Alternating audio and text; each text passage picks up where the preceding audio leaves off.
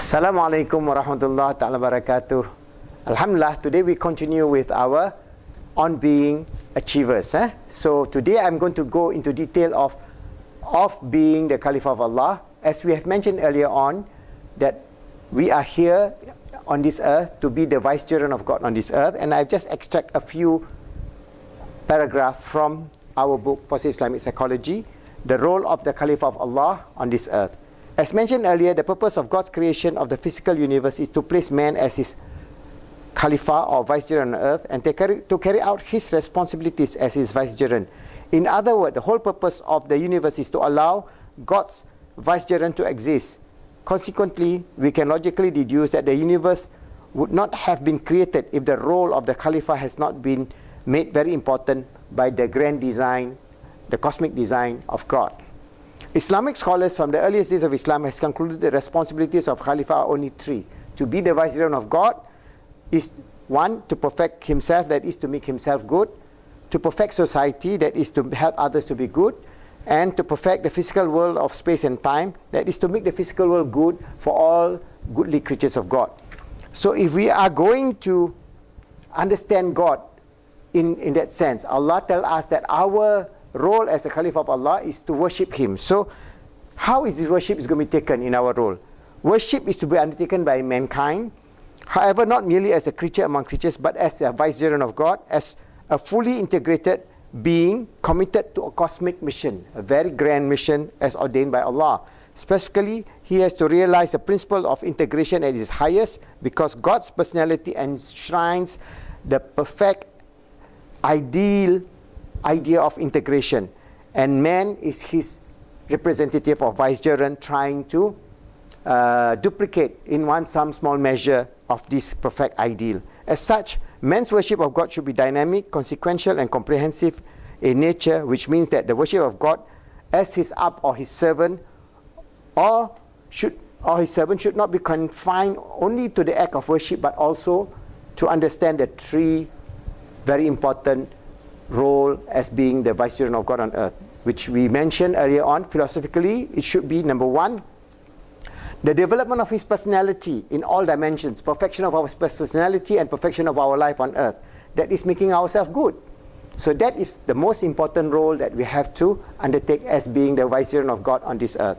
Number two, the development of a godly society in which human beings can live in love, justice, peace, and wisdom, to help others, that is to help others to be good. And number three, the understanding and an unraveling of the mysteries of nature for the establishment of our status, human being, as a vicegerent of God, and for comprehending the majesty and the glory of God, that is to make this physical good and in line with the glory of God. So if we understand this basic idea of being the Khalifah of Allah, we must understand these three basic role. And if we say that we are going to perfect ourselves or to make ourselves good, what is the idea of good? This is what I want you to reflect today, because goodness is integral to a peaceful, happy life. And we can understand goodness in many universal values, whether it is the Islamic values, whether it's the Christian values or Buddhist values, whether it is the humanistic values. We have the value of goodness that must be imbued and infused in each and every one of our human personality, persona. So what is important is, for Muslims, the 1.7 billion Muslims, we must now try to act as being the Khalifah of Allah and try to portray this goodness.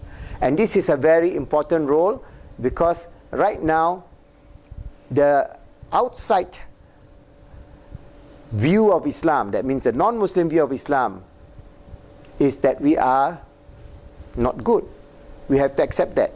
And part of it is propaganda, but part of it is a reality. That means the Muslim Ummah now is not good. We have to accept that as we are as an Ummah, we are not good.